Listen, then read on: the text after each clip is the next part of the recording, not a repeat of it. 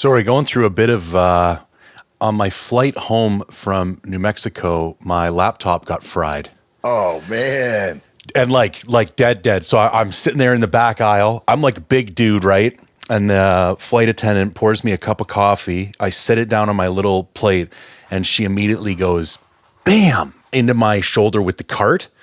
And so like Oh, I go like this with my knee, and the entire cup of coffee goes on the floor. I don't really think much of it. I pick my laptop up. It doesn't look really wet. Get home the next day, try to turn it on. Nothing, man. Dead as dead.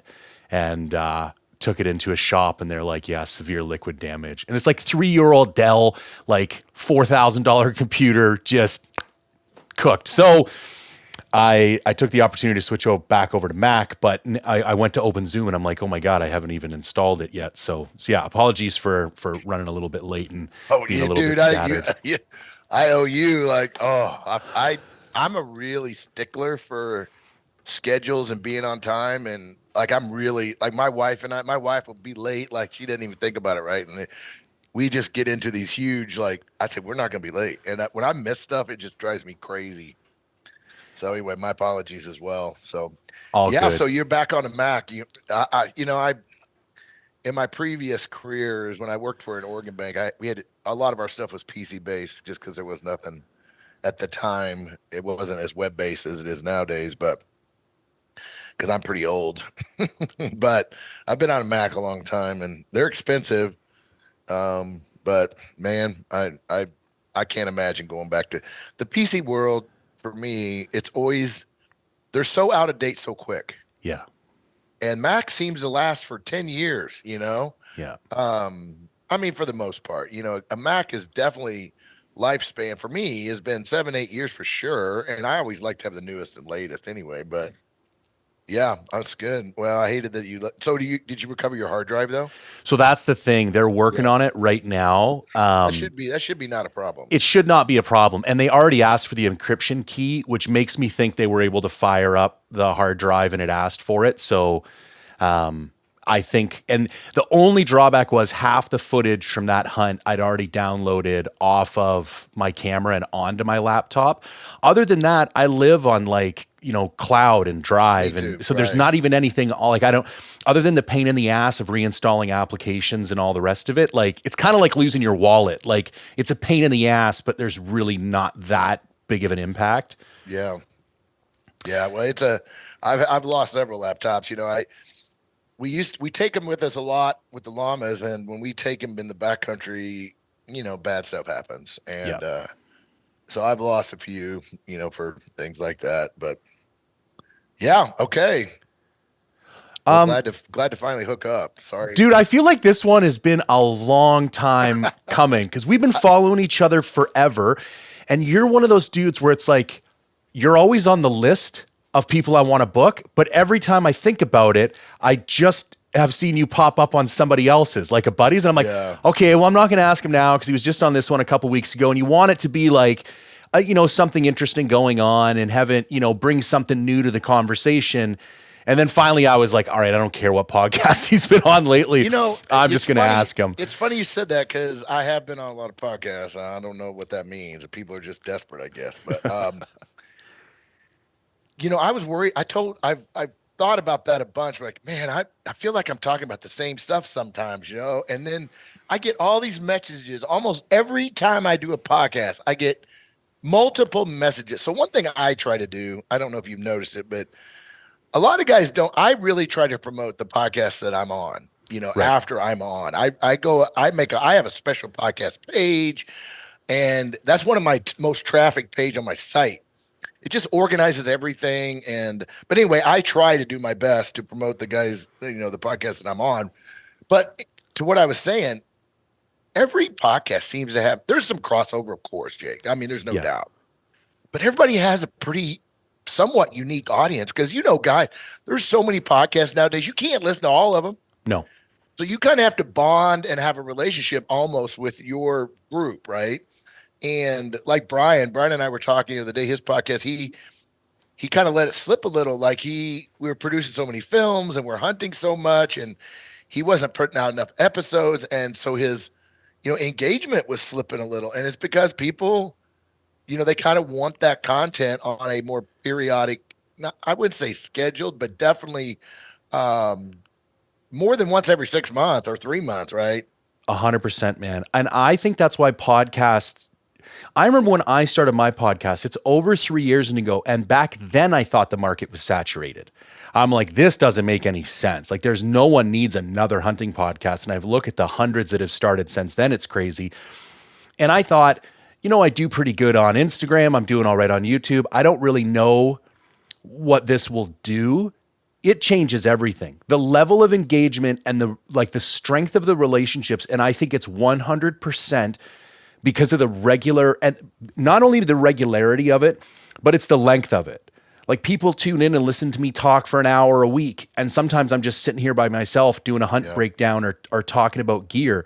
And I think it really gives you, Joe Rogan said it best. You can't bullshit somebody for 3 straight hours. Mm-hmm. Like, when you listen to somebody talk for that long, their true nature is going to come out.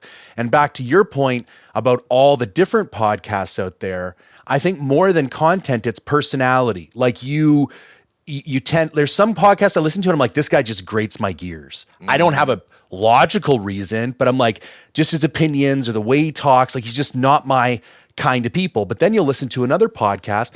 Like, it took me forever to listen to the Go Hunt podcast, and now I can't get enough of it. Like, I just like those guys. I like the way they look at hunting.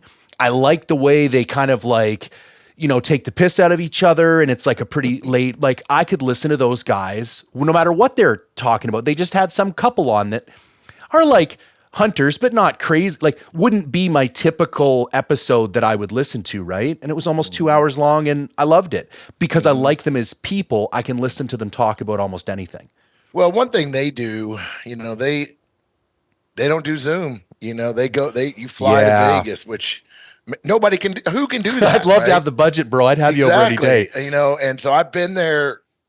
They literally fly me there to be on this podcast. I'm like, God, this just cost $1,500 to get on this. I mean, I don't know, but I think that's their jam. That's what they're doing.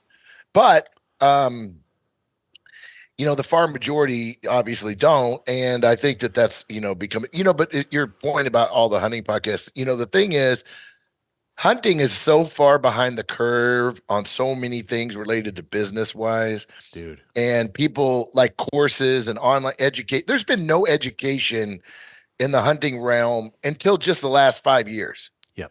And I'm not saying I was a pioneer, but I was one of them. And Corey Jacobson was the original, right? I mean, that Elk 101 class changed the landscape for new hunters.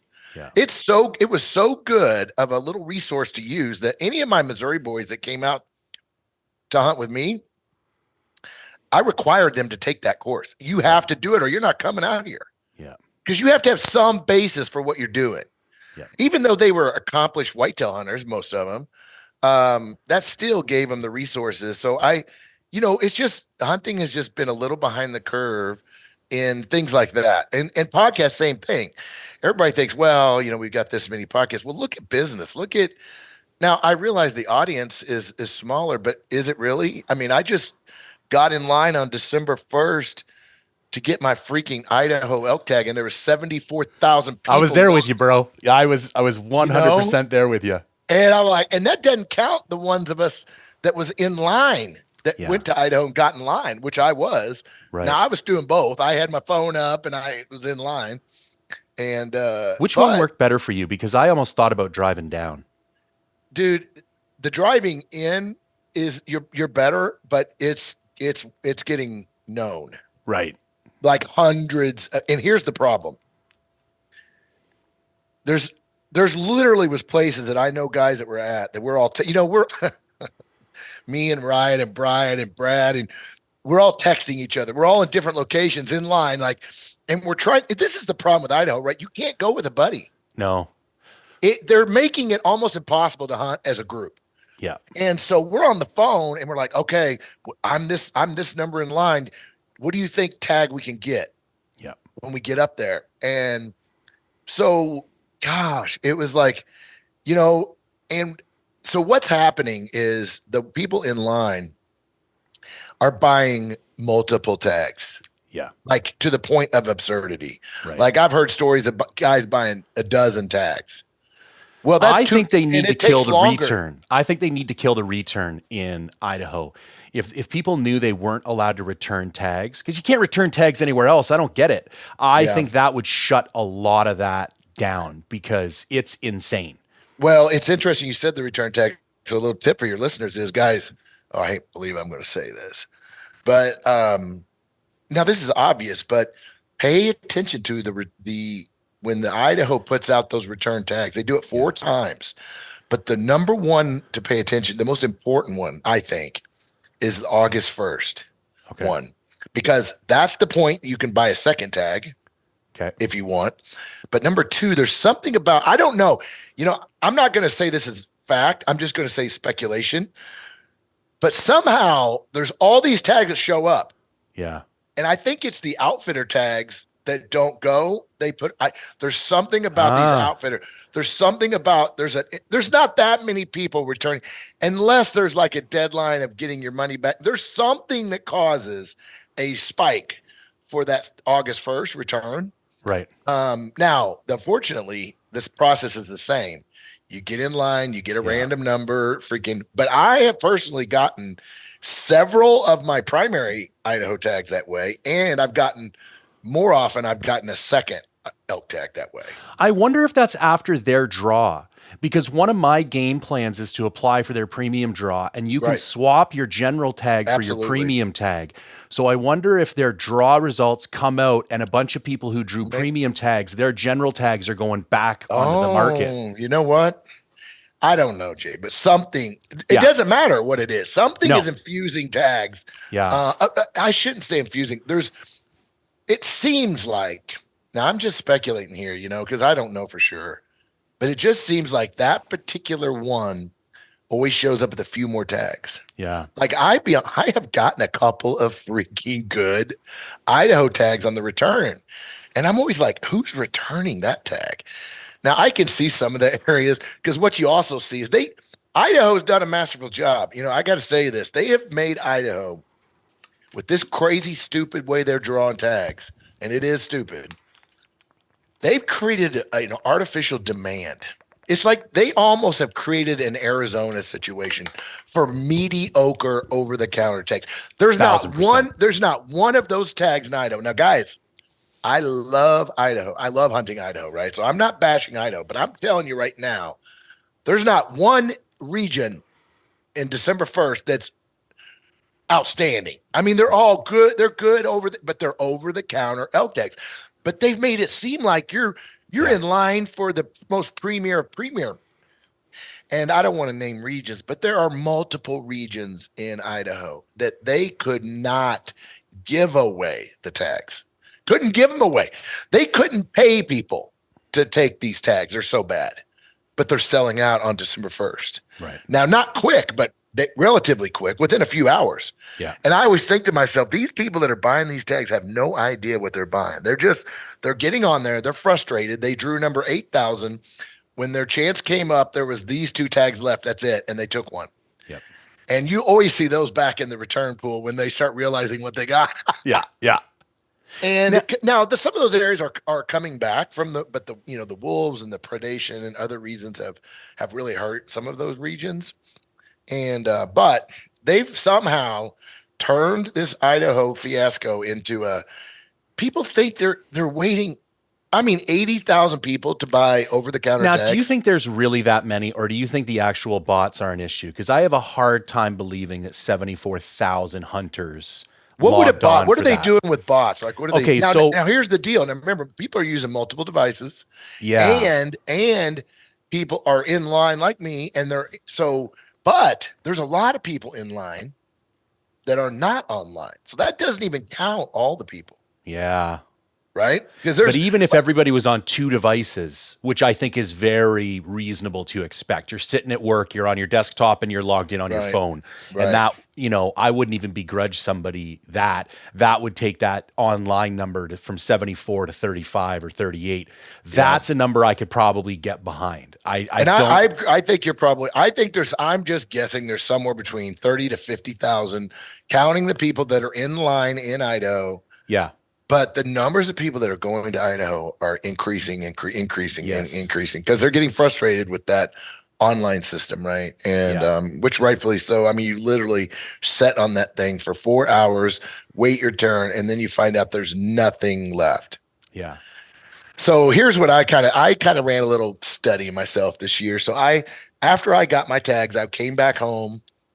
I drove home and I checked what number were they servicing before all the good tags were gone. Yeah. And it was about 3,000. Okay.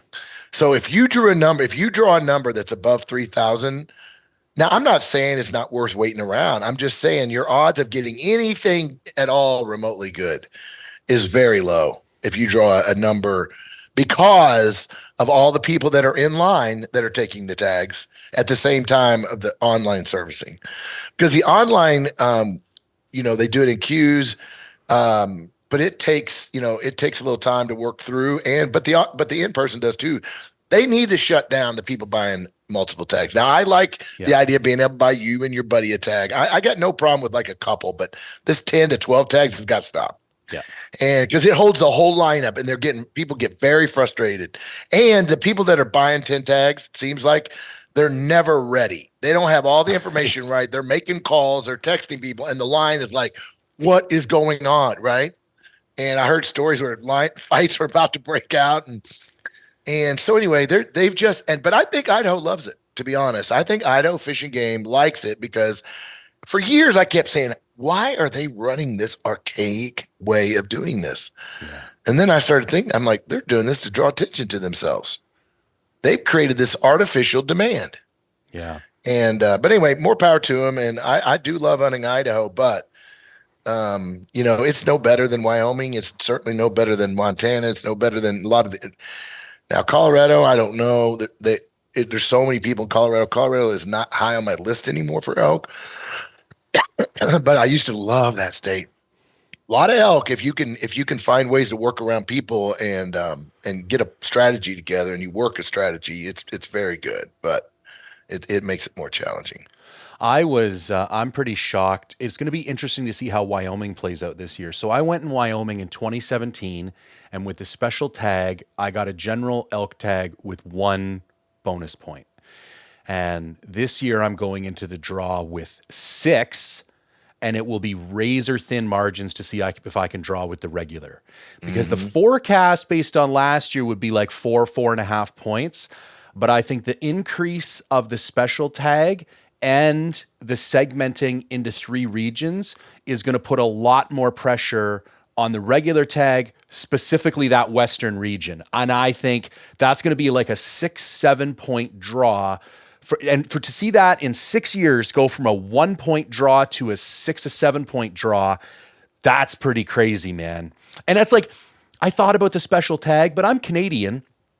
$2,000 American is $2,700. And I'm like, I'm not doing it. You're halfway to a guided elk hunt at $2,700. Yeah, like that I don't have to burn points for. I can go hunt an outfitter tag. You can buy a landowner tag in New Mexico in 2 years with that. If you did it 2 years, right? Yeah, 100%. So what I hate is, Jay, is that Wyoming, and there's going to be other states now. Wyoming kind of pulled the veil back on this $2,000 elk tag, and I hate that it's turning into a rich man sport. I hate that it's pricing out. Now I'm an entrepreneur. I'm a capitalist. I believe in free market and the demand. It's what it is.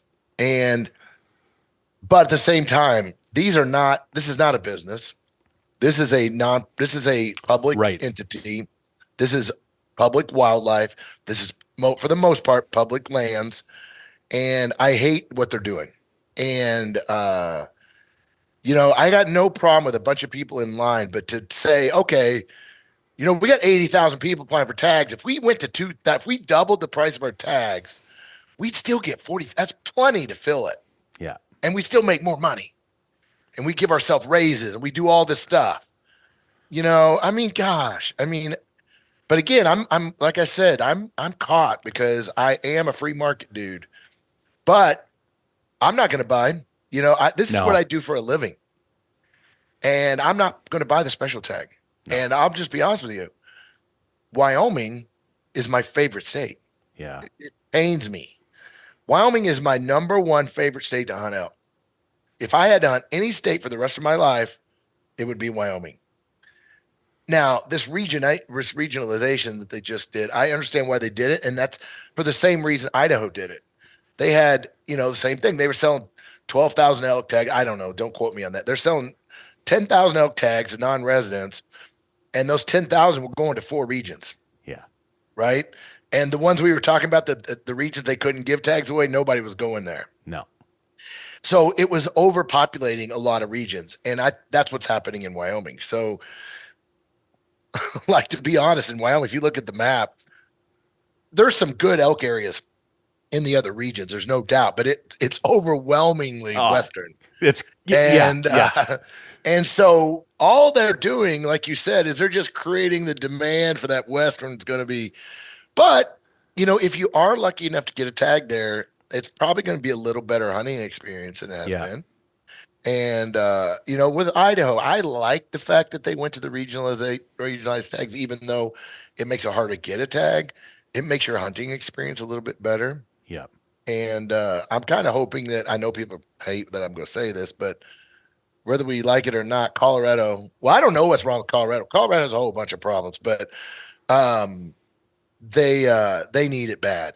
They need it real bad. And they need to limit the pressure, limit the conflict between hunters, and really enhance the experience for the hunters and in their state. They're coming there. And this just free for all over the counter, is creating is a real bummer for a lot of guys.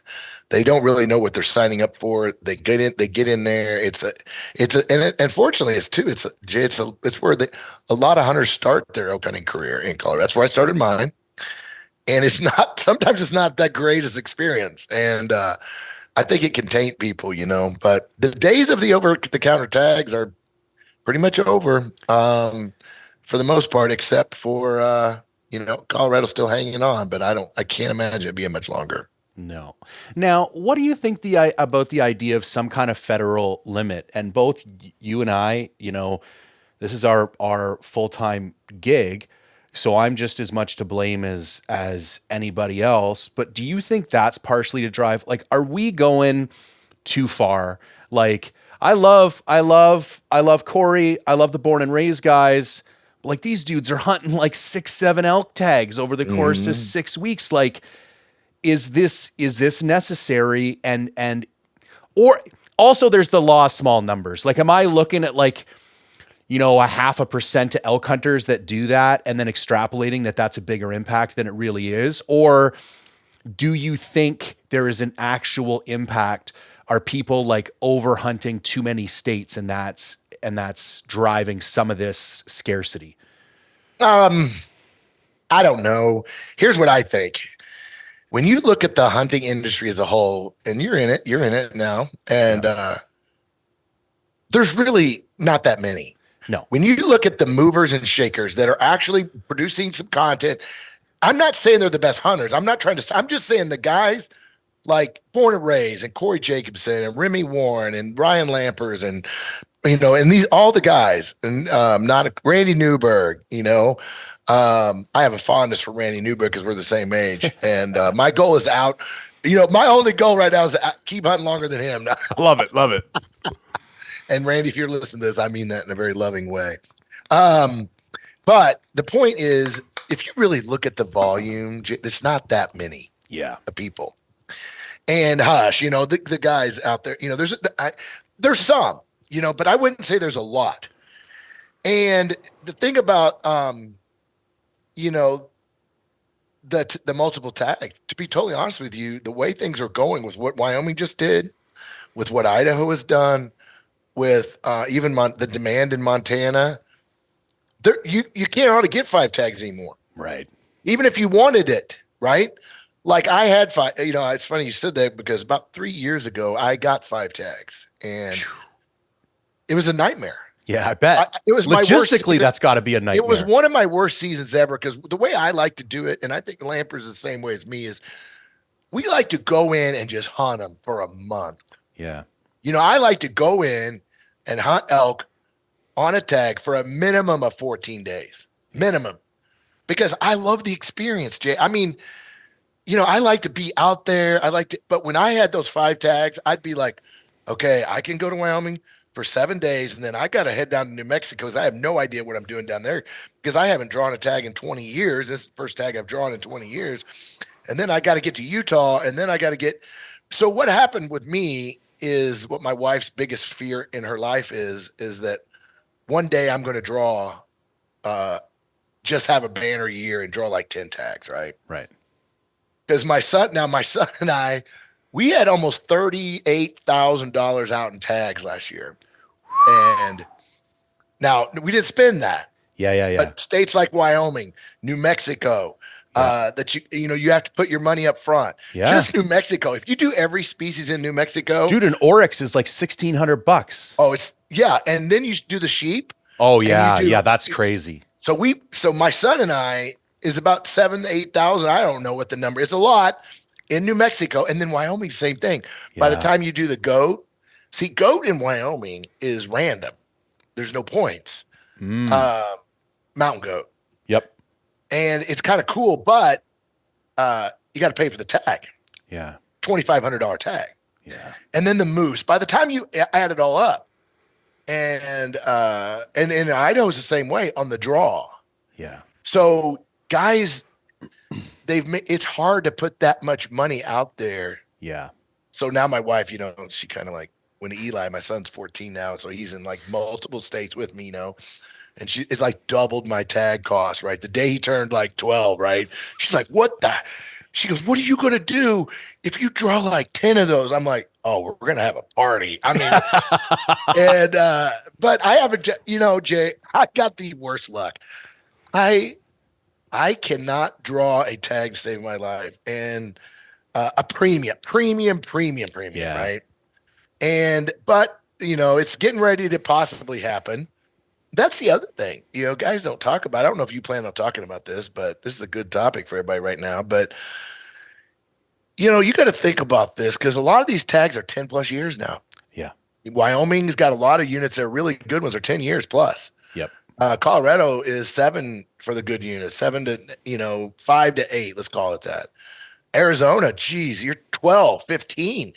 Yep. Now that's not even true. When you start chasing the point creep, it's even more. Yeah. So the point is, this is a very long-term strategy for some of those states.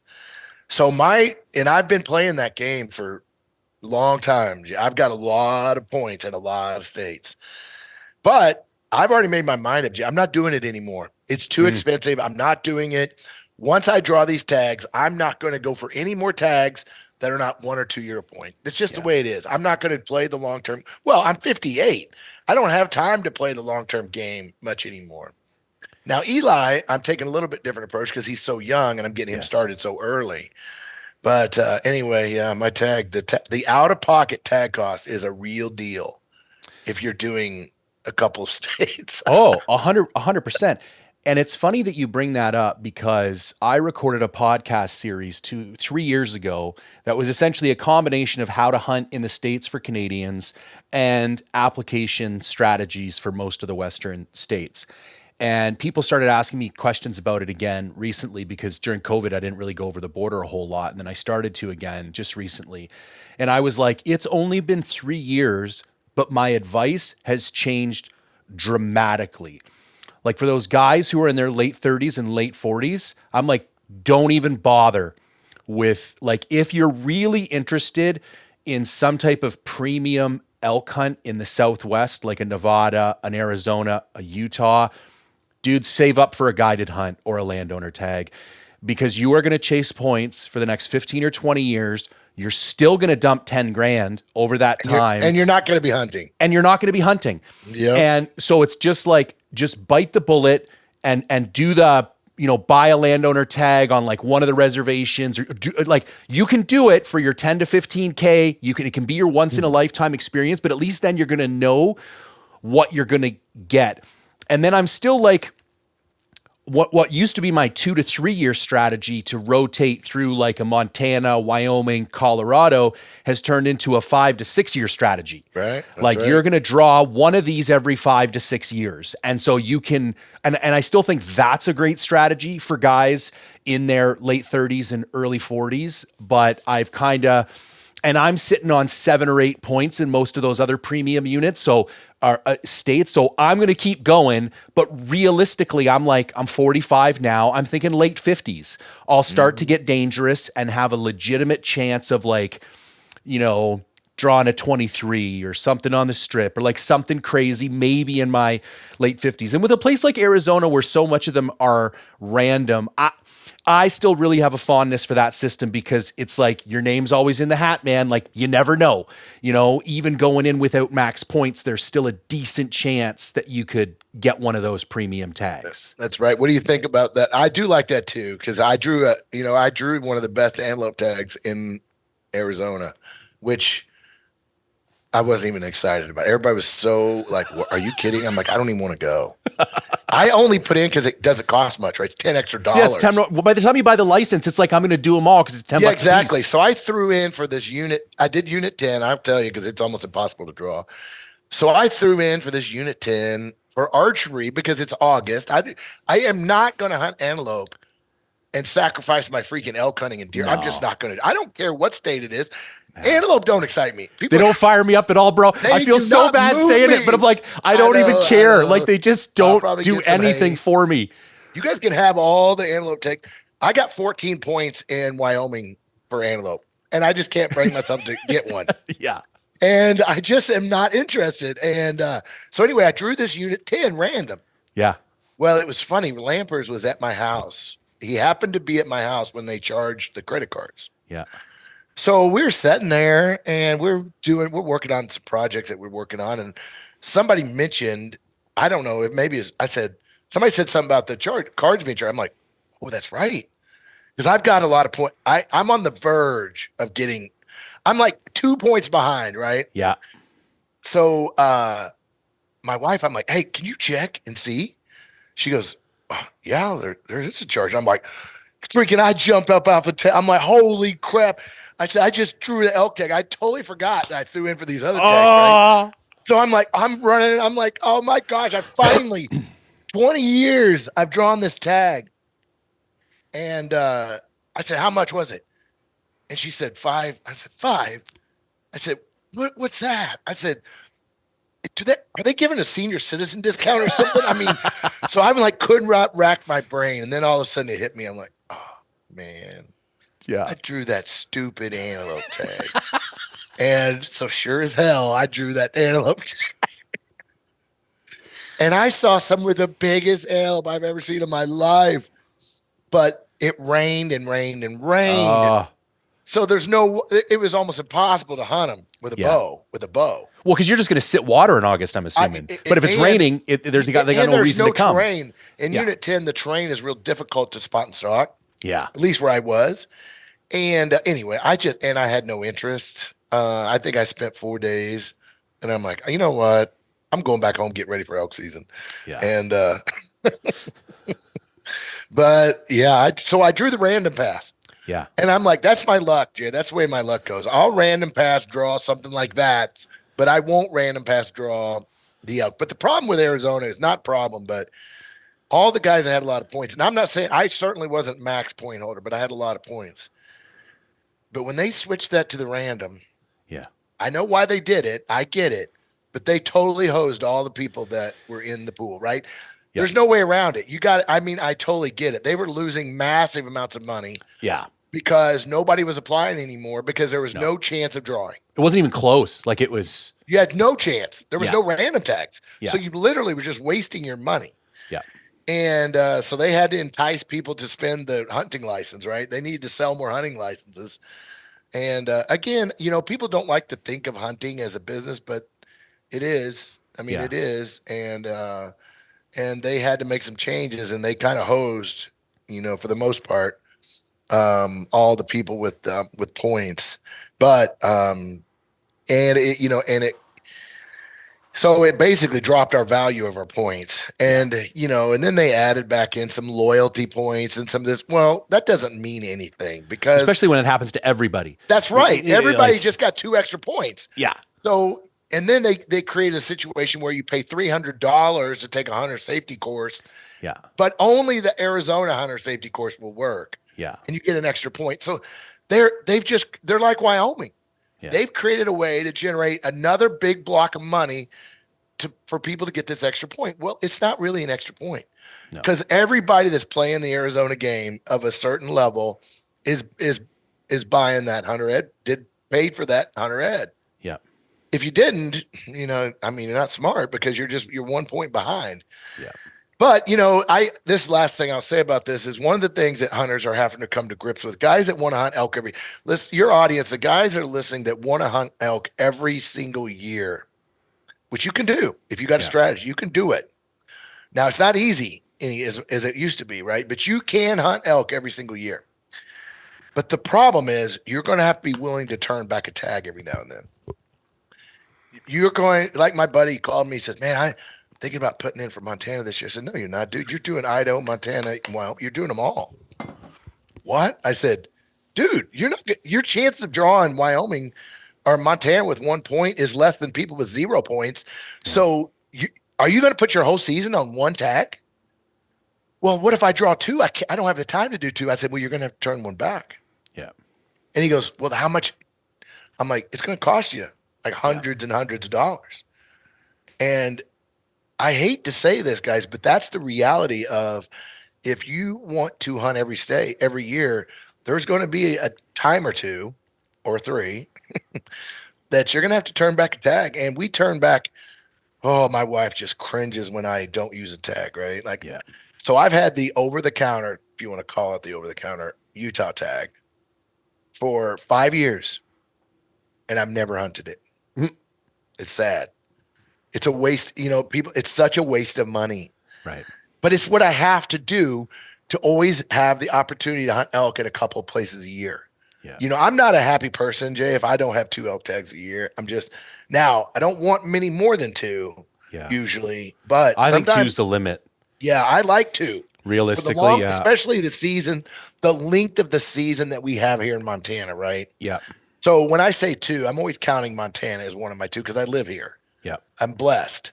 But the 2 tags with the length of the season is perfect. I can spend 60 days hunting elk with 2 tags.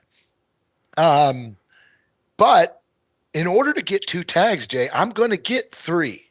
Yeah. Right. And sometimes 4. Yeah. Accidentally. From time to time. Like, for example, I've already got 2 tags this year already, right? I've got 2 tags. Well, the New Mexico, the Arizona, the Nevada. Well, I'm not even in for Nevada. I'm not going to get one there. But Wyoming, I'm not going to put. I think I'm just going to get perfect point. But anyway, the point is, I could end up with a tag or 2, more, and then I got to figure out what to do. And it's just it's a harsh reality. I also feel like the application dates used to be a little bit favorable. Like when Wyoming did theirs early, yes, their draw was out, for example, if I remember correctly, before Montana's season opened. So there was like little arbitrage opportunities like that where it's like, okay, I'm going to know what's happening in Wyoming before I have to make a decision about Montana. And I do feel like they could do a little bit better of a job of like, dude, they're playing the game. They are. And they want to hold on to our money. Yeah. What they looked at, Jay, is I don't know if they think people are stupid or what. I mean, maybe they are. I don't know, but they looked at it and they're like, "Oh, we're holding that money for 30 days and we're only making this much interest. What if we held it for 6 months?" Yeah. And they're like, "Oh, that's a no-brainer. Let's approve that." Yeah. And basically, that's what they did. And they just want to hold on to your money longer. Now they used this guise of. Well, we got to make sure we get the elk counts done, and we got to make sure that we know, how many tags we're going to give away. How many times have you seen them adjust the tag numbers? Yeah, almost 0. Yeah, it almost is the same. From now, they did adjust mule deer tags this last year because it was so bad, right? Yeah, they got. Terrible. I was just listening to hammered. The Exo guys did a podcast with Wyoming Game and Fish, and it's, they're looking at, 50% reduction kind of across the board, which is Yeah, like which is scary, necessary. scary number. And I think you're going to see it in Montana too. We're in bad Yeah. shape with mule deer. Yeah. And Montana is not the state. Guys, I'm not saying this because I don't want you hunting Montana, but right now Montana is not the mule deer state that it used to be because they've over killed the does and they've over issued tags. Right. And they just will not stop.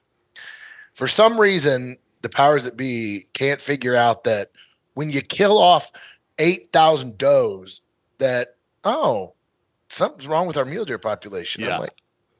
I'm like, sometimes I got to wonder who's running that organization, right? Yeah. And I mean, I'm not even a biologist in that. I mean, but I know how more mule deer are made. Yeah. Let's be honest. And so anyway, I always scratch my head, sometimes with Montana Fish and Wildlife. I hate saying that. I'm usually pretty supportive of that stuff, but this mule deer management has been the most abominable disaster that I've seen in any state in Montana. And it could have been avoided, totally avoided. Montana has a great habitat, incredible habitat, but they just refused to manage it. They just haven't. And now they're going to be forced to because the numbers are plummeting. Yeah. And it wasn't because of weather. All of it, obviously, there's a little bit maybe related to that in certain parts, but not like the Wyoming situation. But another last thing about that Idaho thing, I think one of the reasons the demand, you made a really great point about the favorability of the tag schedule used to be better than it is. Yeah. I think that's part of the demand for Idaho. I know it for me. I want that tag in my pocket so I know that I got something. Yeah. So if everything if they ran that thing in April when they do the draw, it would be a completely different story. Yes, it because would. So many people would already be there. Would have been draws. Half the people who are buying those tags would already have a tag in their pocket, and they're like, "I'm not going to take a mediocre, over the counter Idaho tag when I got this other decent." Well, tag. and Jay, that's a big. We talked about this a few minutes ago, but that's another big contribution to the return tags. Yes, because people are doing like me. Yeah, like I go after that Idaho tag because I want money in the bank. Yeah. Right. I want elk money in the bank. And I want to make sure I've got that one tag before the year even starts. I'm like, okay, I can relax a little. I'm not going to be so stressed out about Wyoming and all the other states, even though I'd prefer to hunt Wyoming. What I'm doing in Idaho is I got a different strategy in Idaho is I have only at one time. I have not hunting the same region since I moved to Montana 8 years ago. I've hunted one twice, but I'm trying them all. I'm a new, I don't know if we want to but I'm an adventurer, Jay. I mean, I love hunt planning. That's what that's one of the reasons I do what I do and teach the stuff I teach because I'm developing new hunting areas constantly. That's all I do. Right. I go to new states, new area. I never go to the same places twice. Yeah. And I know guys that say to me all the time, well, Mark, your success rate would be a lot better if I'm like, yeah, I know, I get that. And it would. Like I got a few places I've been that are just like off the charts good, but I'm not going to go back. Yeah. Now I might when I get at some point. I don't want to say never, but I'm 58. I got a bucket list. I got a hunt area list is so huge that I'll never get them all. And I just love new spots. And there's nothing that floats my boat more than driving my llamas to a trailhead in the pitch black dark, hiking in the dark for 4 or 5 hours and getting to a place where I've already pre-planned this out with my strategy and elk are bugling and I'm like, when the sun comes up, I have no idea what I'm going to see. Yeah. And I love that. That gets my adrenaline flowing. When I go in and I know, oh, this drainage might have some because last year it did, and that drainage and this drainage and that. Well, last year we killed a bull there. I'll go there. There's nothing wrong with that guy. And that's a way to improve your odds. Yeah. But it ain't the way to see the world. Yeah. And so guys are on me all the time about why don't you go back to that? Man, you killed a nice elk last year. Like, I killed a pretty nice elk. And they're like, man, are you going to? I'm like, I don't know if I'm going to go back there or not. I'm like, there's all these other places. I So just had a conversation about goal setting on another podcast, and I think being clear about your priorities when you start to hunt plan is like step one, because I don't believe you can make a successful kill and adventure of equal priority. And I think that's where people's disappointment comes in. They think they're prioritizing a successful kill. They're like, because I'm going to find this new spot and I'm going to go there. And when you go into those, what I like to call more like an adventure hunt, you have to accept the reality of the situation, that you're creating a reduced likelihood of success. yep. But if you go into it with your eyes open, that my goal was an adventure on this hunt, and as harsh as it sounds, the secondary goal was to kill, then when you come out without the kill, it's like, okay, well, did you get your adventure though? Like, you still accomplished that primary goal that you set out for. And I think people, and if your goal is number one, like here's a prime example. So one of my main hunting goals is to take an archery elk every single year. My first elk hunt of the year is in an area here in BC. It is not romantic. It is like flat and it's brushy. It's one of the only areas in the province that has a 3-point limit instead of a 6-point limit. There's kind of quad trails and people all over the place. But here's the deal. I can kill an elk in there. I've done it 2 years in a row. I feel very confident. I'm going in there to kill an elk. I'm not going in to see new country. I'm not going in to have some big solo adventure. I know what my goal is, and that's what I'm going to do. Now, other hunts throughout the year, I'm going to have other goals and I'm going to go other places. I'm going to see other things. But I think that being ruthlessly honest with yourself about what the actual goal is really helps stave off that disappointment and depression at the end of the hunt, because it lets you put what you actually achieved in context with what you were actually putting your energy towards. Man, that's perfectly said. But the thing is, like, in my course, I talk about this all the time. My course is designed for people that are looking to develop hunting areas. That's what it's for. Yeah. Now, it will be dramatically helpful, in my opinion, if when you apply it to places you've hunted before. There's no doubt it'll give you new ways to look at your area. But what guys make the mistake? A lot of guys make the mistakes when they're doing a new area, for example, like you said, like you're making choices on whether you have an adventure or whatever. Now, when I go out to have an adventure, I want to kill an elk, right? So I'm not just marching my butt into places that I just want to visit.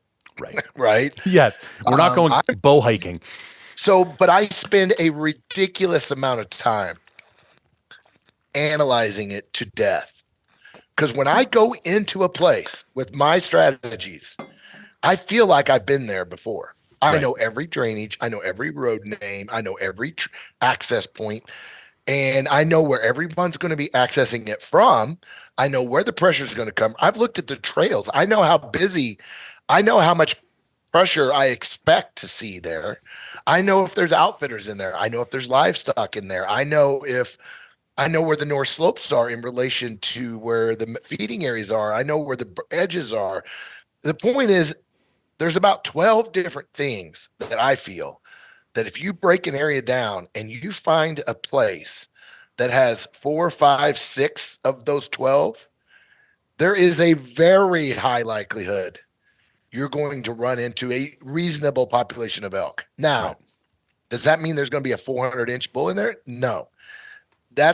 I haven't figured out that strategy yet to find where the giant ones live, right? Lampers is the giant killer. He seems to have figured that out, but is keeping that pretty close to the chest. But no, I'm going to tell you his secret right now. So all you people that are listening, I'm going to tell you Ryan Lamper's secret. The dude won't go home. Right. What most people don't realize about Ryan is when he goes to kill a bull, that bull's going to get killed. Right. Or the season's going to end before it happens. Like 20 days is not uncommon for him to chase one animal. Right. And the other thing that he does is he is the patient as patient can get. When he sees this giant bull, like last year, he found this giant bull. We were hunting in a similar area. He finds this giant bull. It's with a bunch of cows. He's the worst spot he can possibly be. And he just lived with that bull for days and days and days. And he had multiple opportunities to maybe make a play, but he didn't. The wind was never this or never that. And he watched how this bull was coming and going and coming and going, and he wasn't predictable. And then all of a sudden, like 3 days, I don't know exactly. You'll have to listen to the story, but the story, that we talked about a few times is this bull started making repeatable paths finally after like a week. And then he kills the bull. So, but how many guys do you know that would live with a bull for a week? They would have tried to kill that bull way before 7 days. Yeah. And maybe they would have, but more than likely they would have made a mistake. Yeah. The wind would have not been optimal. How many times have guys set up like, they're just, oh man, I hope the wind holds. I hope the wind holds, right? I'm praying that he doesn't smell me, even though the wind's blowing that way. I have to admit, I've been in that camp before, and I'm not in recent years, but in my younger days, I used to like try to almost will these elk to come downwind.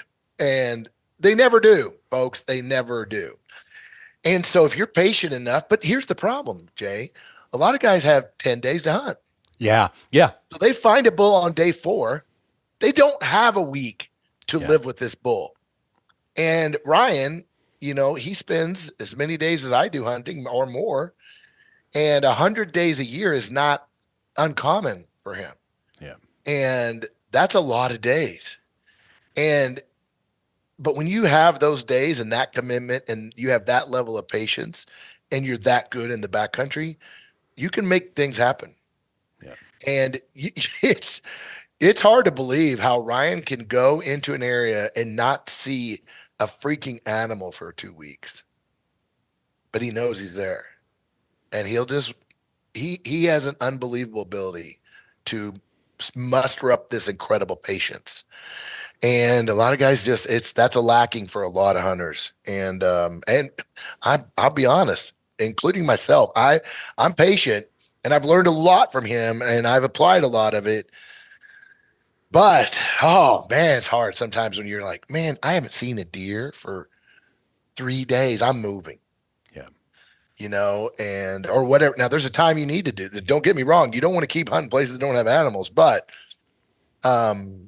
there's also times where you see an animal, he's there, you can't turn him back up, and getting a new strategy in order to put eyes on him or get yourself in position is really where the challenge comes from. But anyway, it's a game that a lot of people don't play or can't play. It's not always that they don't want to. It's about what their schedule will allow them to do. Yeah. Okay, I want to shift gears a little bit because for most people, we're in our off season right now. And when I think off season, I think a few different things. I think, going back over my gear. I think changing up my training a little bit because I know I'm not going to be hiking, in the next couple of weeks. I think about application season. I think about hunt planning, and the two big topics that, you've made a particular name for yourself is also food preparation and, again, the hunt planning. So we'll see where we get with time, but I'd like to start in the food preparation because I feel like, again, it was funny how we talked about the hunting industry being behind other industries. And, I made a living as a business consultant for a big chunk of my professional life. And I can say with 100% confidence that, we are significantly behind other industries across a variety of factors. And I do think kind of the way we treat our nutrition is one of the ways. And I think I'm just as guilty of it, even though it's been one of my focuses with bodybuilding and personal training and other stuff that I've done. And I'm only now coming to rethink, completely overhauling my backcountry nutrition system. Like if I look at how I eat at home compared to how I eat in the backcountry, like it's two completely different systems of nutrition.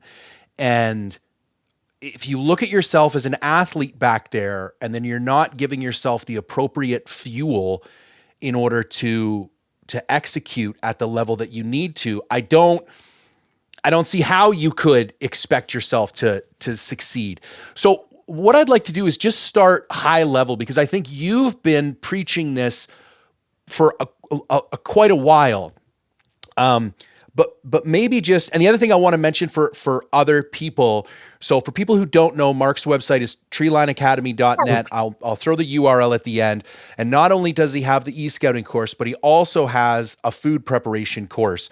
So consider most of the conversation that we're going to have today like high level, but if you're interested in like getting into the nitty gritty and having more recipes and more tutorials and stuff like that, I would urge everybody to follow up on his website and take advantage of the course. But let's high level. How do you look at backcountry nutrition? Okay. So it's one of my favorites, so I have a lot of favorites, but to do what remember, I just mentioned earlier that Ryan and I are blessed, and Brian as well. We get to spend an incredible number of days in a tent. I think last year I was somewhere around 120 days, in a tent. Now, some of that was family trips, right? Camping and whatever, but the bulk of it was hunting trips. But like you said a very key thing. What you eat at home is radically different than what you eat in the field. And that's how most hunters do it. Yeah. So I want to preface this as like, if you're going to hunt if you're going to go a 3 to 5 day hunt, or maybe even a 7-day hunt, okay, you can get away with a lot of new stuff in that realm. Your body can adapt and deal with it. Now, even in that distance or that time frame, you're not going to be performing at your best if you're not taking care of your nutrition, but you're going to get it done.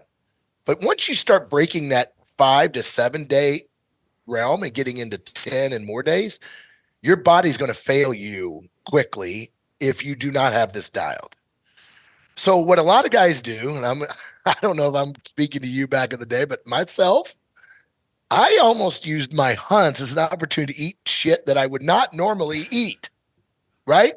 We're throwing Snicker bars and stuff in our little 2-liter, in our gallon bags. And we're making these, and we're throwing beef jerkies and things and maybe you eat beef jerky routinely. But my point is, we almost made it an excuse to eat some things that we normally don't eat. Yeah. And then we'd go buy meals, good meals. I mean, there's nothing wrong with the meal. Peaks, Refuel, and Heather Choices, and all the things, right? Gastronome, they're great, but they're not what you normally eat. No, unless, maybe some of them are. But my wife is an incredible cook, and she is very we eat she's a Nazi about what we eat, right? And our kids. But it didn't take me long to figure out that, okay, I cannot do this for 40 days in a row, eating all these preservative-laden foods. My body was like going into failure. It was just like I got to the point I didn't want to eat it. Yep. I was undernourished and all kinds of things. I wasn't drinking enough electrolyte, lots of things. So point number one is really getting your food more accustomed to what you normally eat. That's job one. Well, job two is to make sure that you got your calories ramped up. So you said it. Going on a backcountry hunt is no different, zero different than an athletic pursuit. Yep. So I used to do Ironmans. So back in the day, I know it's hard to believe, but I've done 12 Ironmans in my day. That's crazy. And about 40 half Ironmans. And I don't know how many marathons I ran to get ready for those Ironmans. But my first attempts at Ironman were a complete freaking disaster. Okay. Not because I wasn't fit, not because I couldn't swim, not because I wasn't the best swimmer at first. And bike was my dominant. And then the run, after 100 miles of going, it wasn't the fitness. It was nutrition failure. Right. You can't do an event like that and not eat during the event, and not only not eat, but eat the right stuff at the right time. Right. So I always tell people this: you never, ever eat when you're hungry, and you never, ever drink when you're thirsty on a hunt. Right. If you're eating when you're starved, you're already deficient. If you're drinking and you're you're just so thirsty you can't wait to get to your bottle, you're already in dehydration state. So in the Ironman, we always had this motto: you eat when you don't want to eat, and you drink on a regular basis, whether you want it or not. Right. And that's the thing you have to kind of teach yourself hunting. A lot of guys will just go, go, go until they're just wiped out. Well, by that point, you're already in a bonk state. You're already in a low nutrition state. And it's real hard to come back from that, right? Yep. And so that's number one. Or number two is like not only getting your food down to what you are used to eating, but getting the quantities down for the calories that you're going to be expending, depending on what hunting style you're eating. You cannot overeat on a hunt, in my opinion. You don't worry about gaining weight. Don't worry about the extra calories. Now, don't be eating a lot of junk food. You do not want sugar spikes. You don't want your insulin up and down all throughout a hunt. But a little bit here and there. I take a few things, and Ryan does too, but we're very careful with it. But one of the things I want to make sure that you also are really dialed on is, in my early hunting career, I wasn't too bad with the food, but I was terrible with electrolytes. Right.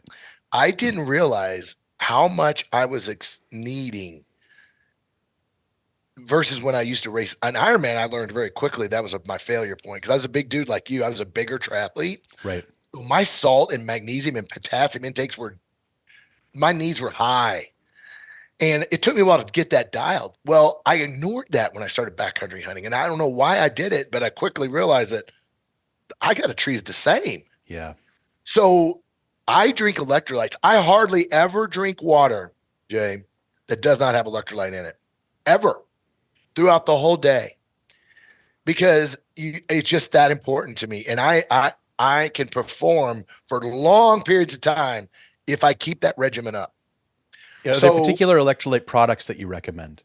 Well, Element's one of the best. They're expensive and they're salty. I hate them. I'll be honest with you, but they are incredibly good. There's no crap in there. It's what it is. It's potent, but putting partial in it. Yeah. So I like that. And there's no sugar. There's no crap in it. Right. So I really like it. If you can drink it and money is no option, that's one of my recommendations. Secondarily, I really like, and again, I'm not promoting it, but Ryan's E-Charge. Okay. So Ryan is a geek on nutrition and his wife's a doctor. So they've developed all their stuff they developed. They're selling it, but they did it for Ryan. Right. They designed this stuff so Ryan could keep doing what he does. So his electrolyte drink is the same way. It's got very little sweeteners and they're good sweeteners. But it doesn't maybe have the sodium. It has a lot of magnesium and potassium. I'm finding that I still need more salt than what I'm getting with Ryan's stuff. So what I'm doing is I do a scoop of Ryan's E-Charge, and I might add a little Element, or I even do liquid IVs a lot. Okay. Now, liquid IVs have a lot of sugar in them, but that's why they taste good. Right. And they're so easy to drink. They're very pH balanced, right? So I find myself wanting to drink them more. So here's the deal. For me, it's more important that I consume them than it is to avoid the sugars and get something that I don't want it, and I kind of shy away from it. So I've kind of made a personal decision that I'd rather drink more with electrolytes than fight the maybe not as good a tasting Element. Right. So, but don't feel free, and even some Mountain Ops products, but guys, look at what's in there and feel free to be like your own mad scientist. Yeah. But you really, I know people are going to criticize me probably for saying this, but you almost cannot over electrolyte yourself on a hunt. I would agree. The other thing that you called out that I just want to make sure to bring to other people's attention is you mentioned the three biggies, the sodium, magnesium, and potassium. You will notice a lot of products will have sodium and magnesium. Mm-hmm. The potassium is one that people tend to leave out. And even in the salt pills, like you got to make sure that it's got all three because that potassium is an absolute requirement. Especially. Sorry, go ahead. No, go ahead. Especially with evaporatory. So I was going to mention that when you go to the mountains and you're a low humidity environment, especially because I remember I came from Missouri for a lot of my years. Coming from a high humidity environment to a low humidity environment, you can get in dehydration situation so quick because your body doesn't recognize that you're thirsty. Yeah. Like I know guys that come from the Midwest, they get out and they're like, they're just not drinking because they don't feel like they're thirsty. Remember what I said, drink when you're on a regular basis, whether you're thirsty or not. Yeah. And I watched my brother go through it a few times. And while we were learning, we're like, we just weren't as thirsty as we were in that high humidity. And people don't realize they're sweating as much as they are because it's evaporating in that environment as well. So when you're not sweating like normal, or you're not feeling the sensation of sweat, it's not driving you to drink as much, or it can. So just keep that all in mind. I think altitude messes with you as well. And Exactly. I think you really need to pay attention. Like there are years of my hunting career where like nosebleeds and cramps were like not a if, but a when. Yeah. Like it was happening every hunt. And it was because I was underhydrated. And more importantly, underutilizing electrolytes. And I got to the point where I had to chuck good salt pills in my possibles couch because again, being a bigger dude, when it hits me faster. And I would get to the point where the vastus medialis, that teardrop portion of the quad, I'd be coming downhill, man, and those things would just seize up. And the only thing I could do was slam 3 or 4 salt pills, again, that had all 3 electrolytes, and drink a liter of water. And 10 minutes later, I'd be like, okay, things have loosened up and we can get going again. 2 things I like. I do like Wilderness Athletes Hydrate and Recover. I think it has a really good electrolyte profile. And I know it's not the best, but the Mios. They're cheap. They're easy. They'll be at every single grocery store. They're fairly light. You can put a couple squeezes in each of your Nalgene. And again, for me, that falls in the category you mentioned earlier where maybe it's not an ideal product and you're probably getting a little bit of sugar and preservatives, but it tastes fantastic. That's right. And it's pretty cheap and affordable. And I'd rather people put that in there than nothing. That's right. That's exactly why I mix in some liquid IVs. Right. And I'm also starting to mix in the caffeinated liquid IVs as well. Because I find that sometimes on those hunts, a little boost of caffeine, because when we're home and we're drinking coffee and we're doing things like that, we're probably getting a little more caffeine. And caffeine in endurance athletes, there's a lot of controversy about it, but there's a lot of positives in. And it's a nootropic. And I think when you're burning those kind of calories, I think a couple extra 100 milligrams of caffeine it's like a drop in the bucket, man. It's like, but it's hard to get caffeine in a lot of products, right? So pay attention. But the liquid IV ones are the pineapple flavored one, pineapple, whatever it has the caffeine, whatever. There's a few of them. And so I mix them in. But I'll tell you, since we're talking about some products, that's what I like about podcasts. Like I hate when guys say, yeah, do electrolyte, but they give you no advice, what to do. And we're not here selling. I get nothing on selling none of this stuff, guys, nothing. So another product that I used, now I don't use it a lot because I have my liquid Electrolytes pretty dialed, but I always carry them because like you said, if I start getting into a situation like you talked about, cramping, I always have those supplemental pills. Yeah. But the ones I used them in Ironman. They're made by a company called Hammer Nutrition. And believe it or not, they're out of Whitefish, Montana. And they sell a product called Electrolytes. Probably hands down, one of the most balanced, pH agreeable, like you said, they got the full spectrum. Easy to take, no stomach problems, fast absorbing that I've ever tried. Okay. And they're super lightweight. They're in a capsule. And they're easy to have a few in your pack. And what I recommend guys do is before you go to bed is when I take them. Yes. Because your body can absorb it and build it into your body before the next day. A lot of guys, what happens is, again, guys, prophylactic treatment is you got to get dialed. You cannot treat a symptom on a hunt.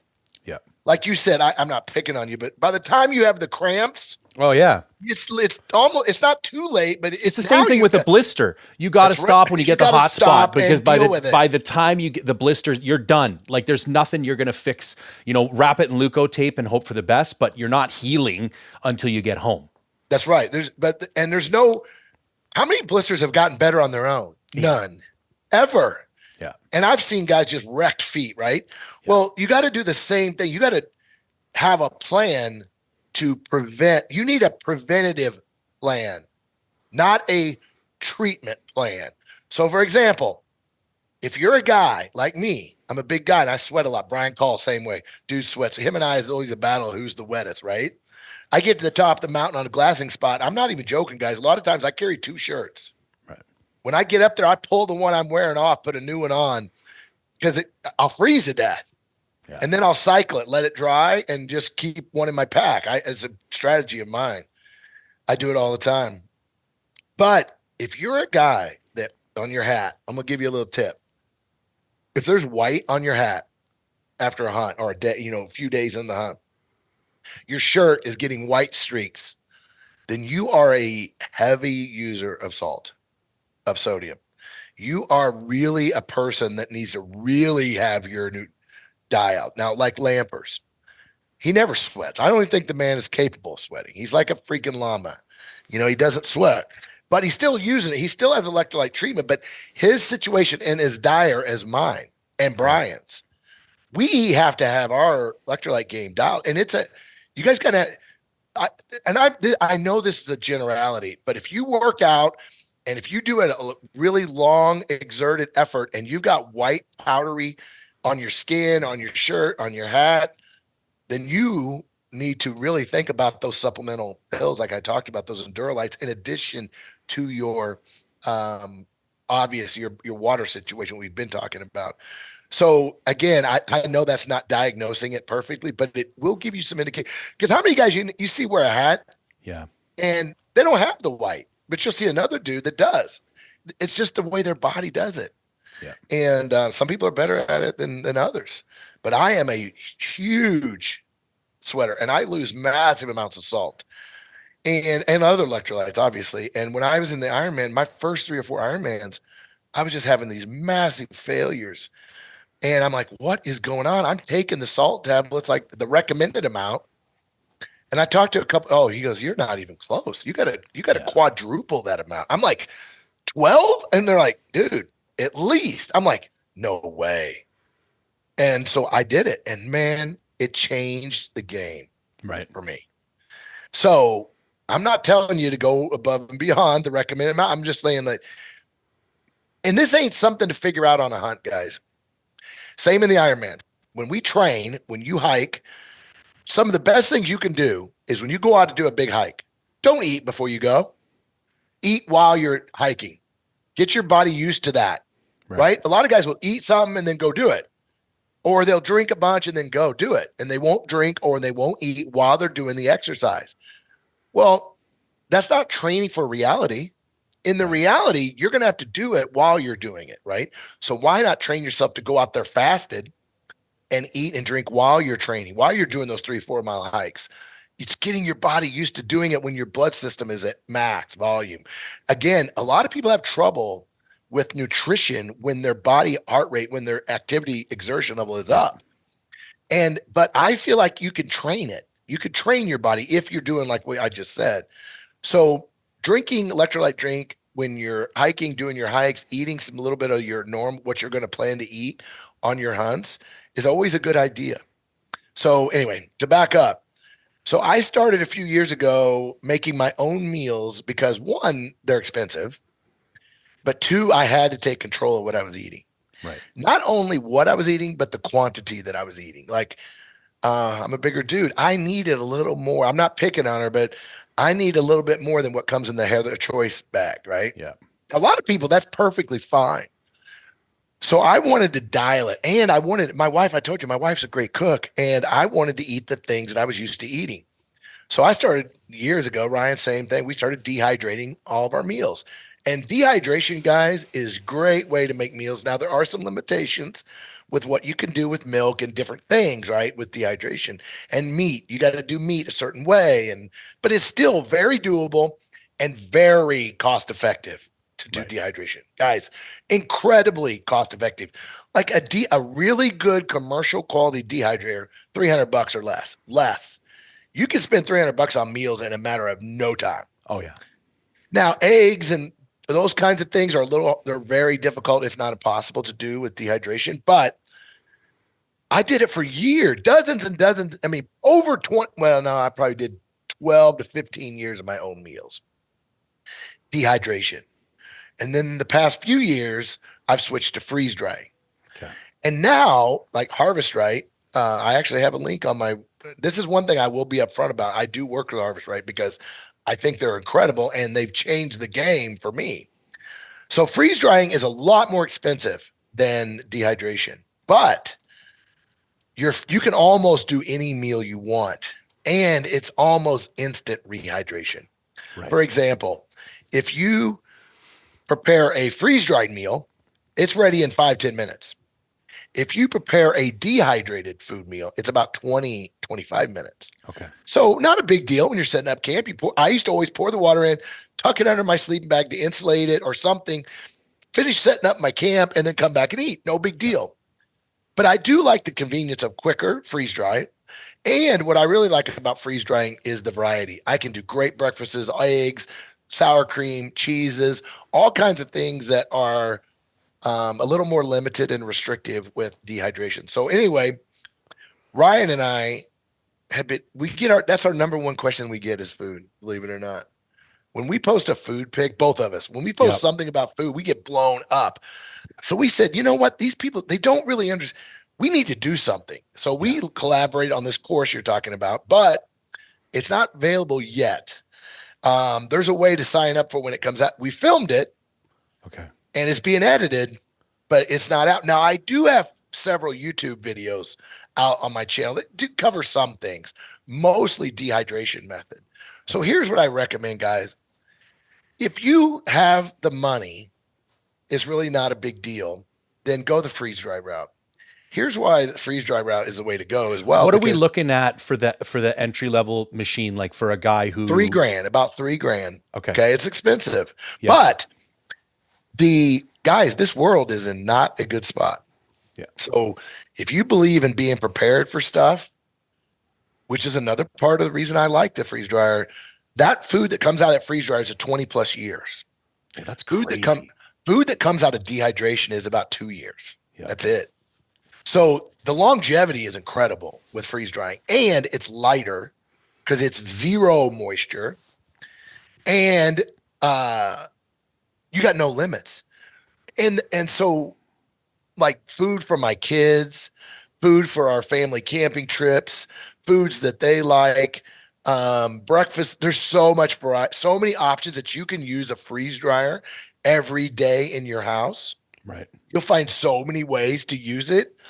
But with a dehydrator, it's pretty specific, right? Yeah. You can make your meals and then you can do your jerkies and stuff like that. That's what I had a dehydrator for years. The only thing I've ever used it for is beef Well, jerky. I got 2 big dehydrators downstairs. I still use them for leathers, Okay. for jerkies, for beef stick, lots of things that you can't do in a freeze dryer. Right. So the optimal setup is both, right? If you want the best of both, do both. But have you tried doing the freeze dried meat? Isn't that what those carnivore snacks guys? Or no, they're not doing freeze dried. They're doing like a salted meat. I'm doing freeze dried meat all the time. Okay. Like snack sticks? No, type not stuff snack or like sticks. Meals type meats? Meals. Yeah, okay. And raw meat.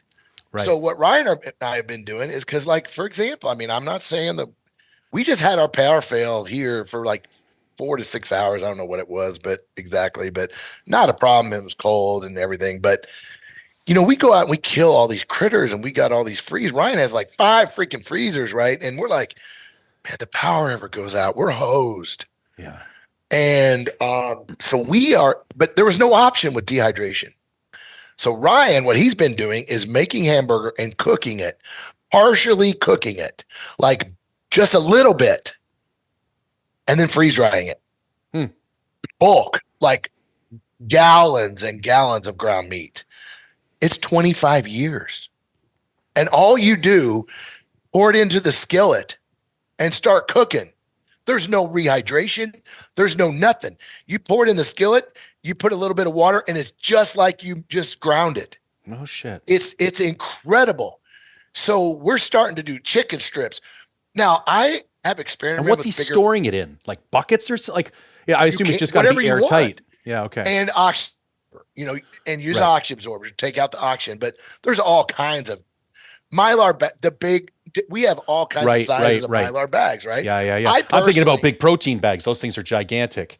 I have 4 or 5 different sizes, and we cover this in the course. All Okay. the bags we recommend, the best pricing, the the 5 mil versus 7 mil, all the things we cover that we've learned the hard way in the meals. We're trying to cover it in this course. But what most people struggle with is not only the process, which is not that hard, but it's being creative enough to like, okay, what's a good meals? What are the recipes?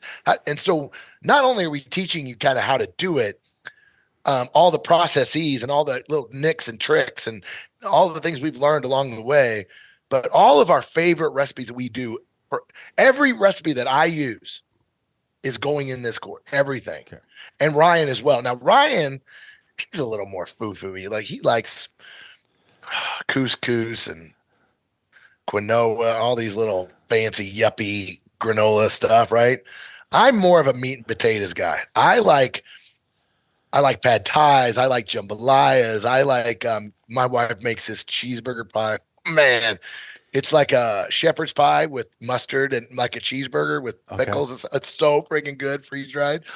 And I like shrimp. I like shrimp gumbo. I like shrimp and grits. And so I freeze dry all of these, and I handle my quantities. Now, what I'm starting to do, a little trick I'm starting to do is I'm going smaller with my food bags. Okay. And one of the reasons I'm doing it is because some days if I'm sitting on a glassing knob, I don't want to maybe eat the big full meal that I have. Yeah. But other days we put in a freaking 15 miles, I'm like starving. So the freeze drying is so fast to rehydrate, right? I'm literally 5-10 minutes max that I'm making smaller Mylar bags, but I'm eating 2 on some nights. Right. So instead of wasting, because we're in grizzly country a lot too, I do not want a bunch of extra food that's been rehydrated in my trash bag, right? I just and carrying it around and dealing with and dumping it out and all the things. So I'm like, if I get done with my meal and I'm still hungry, I'm starving, I'll eat another meal. Right. So I'm carrying the same weight. I'm just doing smaller portions.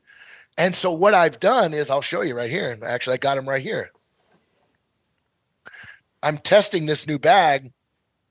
This is a really cheap bag that I found that's black that I really like it because it blocks the sunlight as well. Oh, yeah. But it's not that big, right? I'm going to kind of bump it up there. So you can definitely do a nice meal in this size of bag. Yeah. But what it allows you to do is breakfasts. Like I don't mind eating a bar on the glassing knob. So my breakfast meals are definitely smaller than my, guys, the whole point is when you start doing it yourself, you've got flexibility. Right. So this is the size of bag that I'm kind of be switching to this year. And one other thing I went to was using a vacuum sealer. Because one of the problems with freeze-dried food, not a problem, is it's bulkier. Because remember, when you freeze dry a strawberry, it comes out the exact size that it went in. Okay. When you dehydrate a strawberry, it comes out like a raisin. Right. It's much. So when you fill this up let me get this up. When you fill this up to this line with dehydration, like dehydrated, whatever, by the time it rehydrates, it's going to be up to here. Right. But with freeze dry, you fill it up to the top. It does not gain much, if any, volume. Okay. It actually goes down because the airspace gets smaller, right? Right. So you can pack freeze-dried meals right up to the top, but you cannot do that with dehydrated meals. Okay. So think about it. Dehydrated grape, right? Yeah. It's a raisin. Yeah. If you put a grape in the freeze dryer, it comes out like the grape. Okay. So like peaches, I love freeze-dried peaches. It's like my favorite of all time. I'm not even a peach guy. What I like is I take a big old slice. I cut them in quarters and freeze dry them, no small. That's the other problem with dehydration. Everything's got to be chopped up, right? Right. So I take a big old quarter slice of peach and I put it in the freeze dryer. It comes out whole and I put them in my bag. I like to use the zipper bags, even though you're going to seal it, because I put all my snacks, I put other things, and I can reseal it. So I have a whole bag of peaches. I'll grab it, pop one of those peaches in my mouth, take a drink of my water, and literally, Jay, it's like you just took a bite of a fresh peach. It's incredible. I love it. So, how many of you guys take dehydrated fruits into the backcountry, right? They're heavy, number one. They still got a lot of moisture. And I find that I don't crave them that much. Like, I'll eat them because I have to eat them. Well, not because they're healthy. I want to eat some fruits. But this freeze-dried fruit, even though it's more volume, it's just like, oh, I'm looking forward to it. Pineapples are incredible. Everything is great. So, but the problem is, what I was getting to is freeze-dried food does not shrink in size.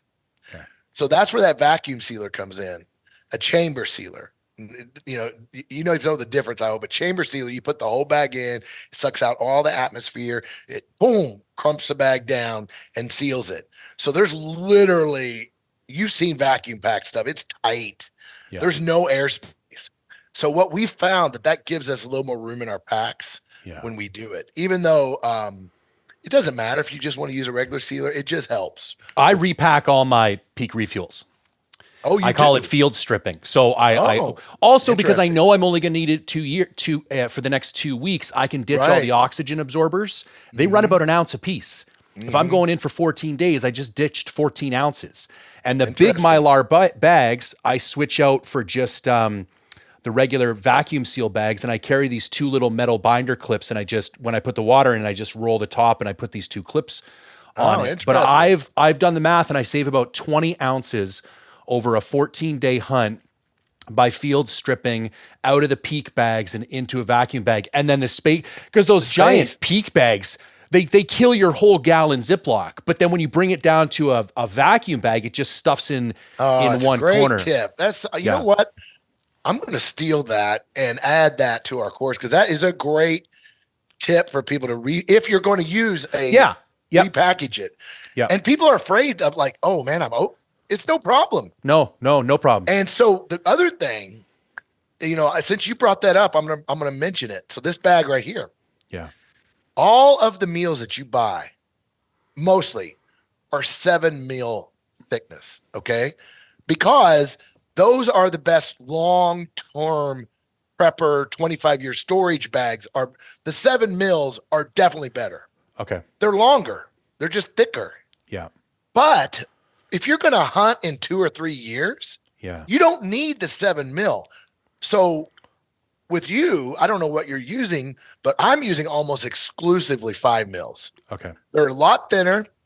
I've only ever had one puncture on me, ever. And again, guys, you dig in. I know this sounds gross, but it's not.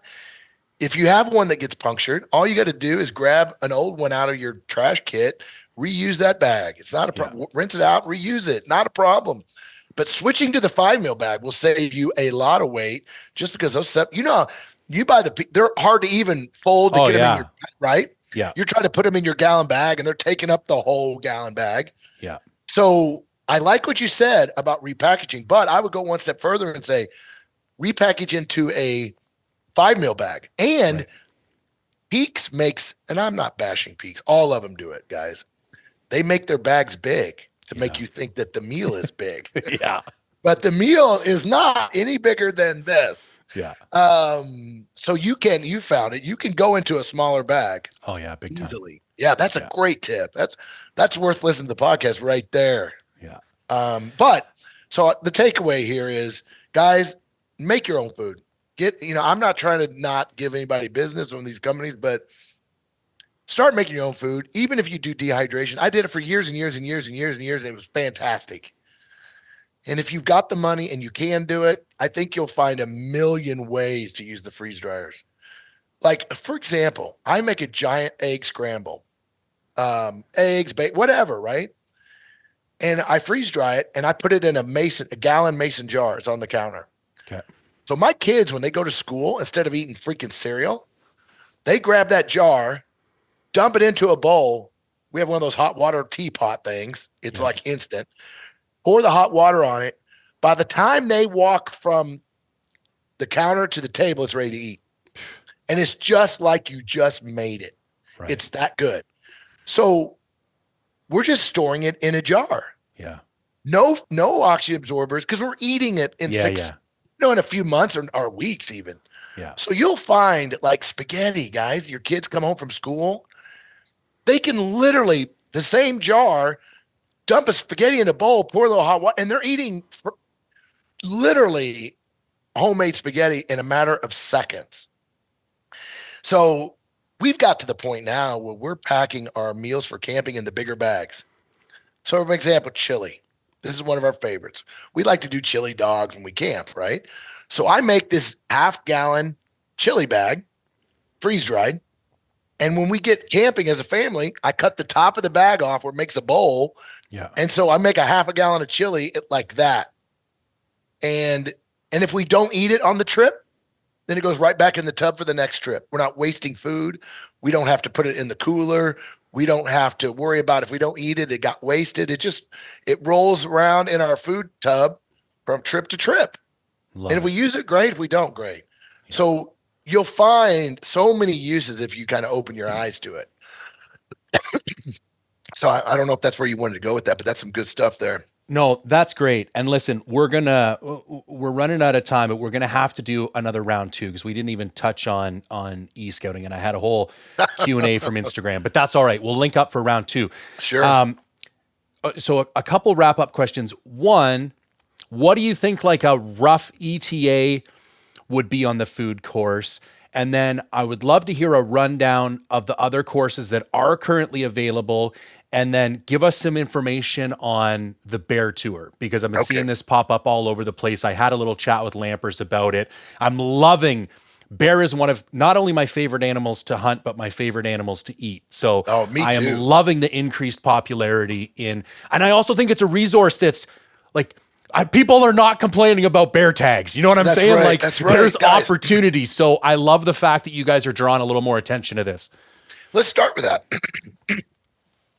Guys, if you guys have followed me at all and you followed Lambert, you know that we treat bear season almost at the same level of our fall elk and deer seasons. We just go after bear season. So this year, Ryan and I have a Prince of Wales tag that we drew. So we'll be in Alaska, we'll be in Idaho, we'll be in Montana.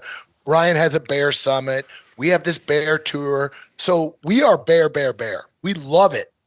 And if you want to become a better elk hunter and deer hunter, backcountry hunter, there's no better way to bump up your skills than spring bear hunting. Yeah. Your glassing is going to get dialed. You're going to get better at all the tactics, all the things that you use in spring bear spot and stalk methods I'm talking about. They immediately translate to the other species. So let's just start with that. But really, when it comes to bear hunting, guys, there's not many resources available. There's a fair amount of, like we talked about, Elk 101 and Elk Collective, and there's the outdoor class has a few things, and then we might e-scouting class, but there's not very many bear resources. Yeah, and so we have been building this bear course for 2 years. Me, Ryan, and Brian. It is a mammoth project, but when it's done, it's going to be incredible. It'll be the most definitive bear thing it's ever been produced. We're bringing in experts. We're doing some of our own stuff. It's just end to end. It's going to be great. But in the meantime, we love these live events and we love meeting, kind of people that follow what we're doing. So we decided to, let's take some of this information from this bear course and let's go on the road. And so that's where the bear tour was born. Is we originally was going to go to 3 cities, but we had a venue problem in Salt Lake. And so we're going to consolidate to Boise. So the Boise and Missoula, what we're going to try this year. And so it's a 2-day, pretty intense, guys. Now there's some social, there's some live podcasts. We have a gritty film night, but a lot of it is just education from beginning to end, from finding bear areas to all the tactics to then Ryan and Brian talking about strategies, spot and stalk primarily. We're going to talk about fall bears, but spring is a big focus. But anyway, it's available if you go to westernbeartour.com or you go to treelineacademy.net. I've got a bunch of information about it. You can read about it, check it out. So that's that. But as far as courses go, I made a decision a few years ago, and Ryan kind of did too, is 10 years ago, I wouldn't have been on this podcast. I would have never told you one single thing about how I do anything, right? Yeah. That was selfish. That I can't even believe how selfish I used to be like that. And But as hunting guys, as hunters, I came to the conclusion if we don't help and foster what we love to do, then we're going to lose it. And Yeah. so I get some criticism from time to time about how in depth I go into helping people, but I love it. I love it, and I'm in it to win it on it. So, and obviously it's a business for me, but at the same time, I didn't really need to do it. I mean, I'm kind of retired, but I also put a lot of work into it. So I created it as a business side, but really what I created for was I wish somebody had done something like this when I started. Yeah. So anyway, I first started out with this escouting elk course, which is still definitely the most popular course I have. And it's available there as well. You can read about it. But the second thing I have is a lot of guys, whether you need the course or not,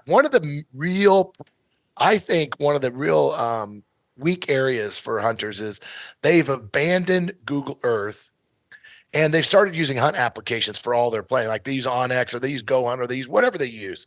Nothing wrong with that, guys, but Google Earth is still the king when it comes to image quality, 3D, view shed, route planning. There's so many things that none of these these hunt applications can touch Google Earth. The problem with Google Earth is that it only comes when you install it, it gives you aerial photos and that's it. It doesn't give you topography. It doesn't give you all the fires. It doesn't give you all the stuff. So I spent a couple years developing these Google Earth toolkits and they're popular, but I think a lot of people don't even realize how amazing they are. When you install, it's a one-click install. When you install it into Google Earth, it gives you every layer and more than what your hunt application has inside Google Earth. So that when you've got two screens, which I always tell people, you got OnX or Go Hunt open up on one, and you've got your new Google Earth tree line toolkit open, it's really easy to see what hunting unit you're in because it's in there, all the fires. So fires, for example, all these hunting apps are limiting, only showing you 10 years worth of fires. Right. Well, I want to see more older than that. There ain't nothing worse than a 15-year-old fire, right? Right. And so my toolkits have 40 years worth of fires. They have livestock allotments. They have all the things that you need to plan a hunt. So what this Google Earth is good for, guys, is pre-hunt planning. Okay, this is not in the field.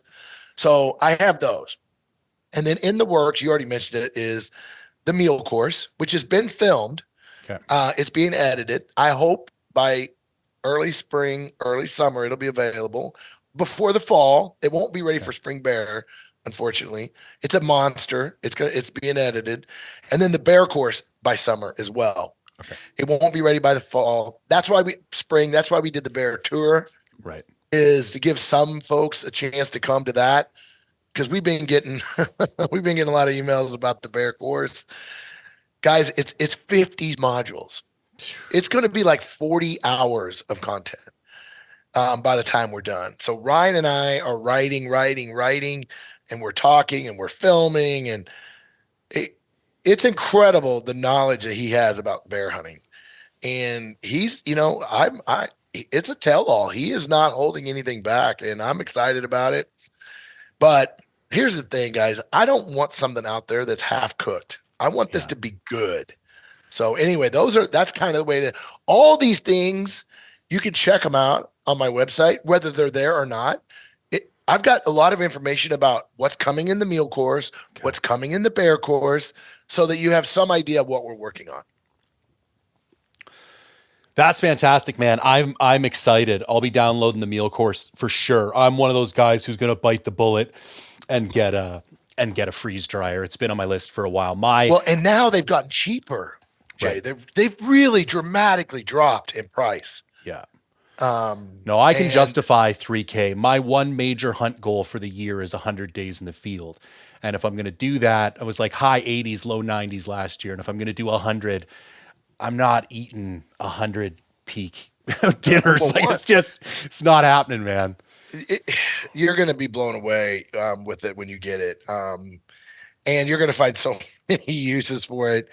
But one of the things that we're going to put in the course, a lot of guys they ask me all the time, like, well, what volume do you have to be at to make it cost effective, right? So we are spending a lot of time. There's a whole module dedicated to this is the cost effectiveness. Like Right. how many days a year are you hunting? There's going to be a chart Okay. and where the break even point is on freeze dry versus dehydration. Okay. And then if your family camps a lot and you do a lot of outdoor type things, you can't forget to add that in. Yeah. Because to be honest, most people are not going to dehydrate meals and eat them as family events because they take longer to rehydrate. Yeah. It's more difficult to deal in giant bulks. But freeze drying, like I told you, I mentioned the chili thing on camping Yeah. trips. Doing meals for family camping trips on freeze drying is a no brainer with the big Right. bags.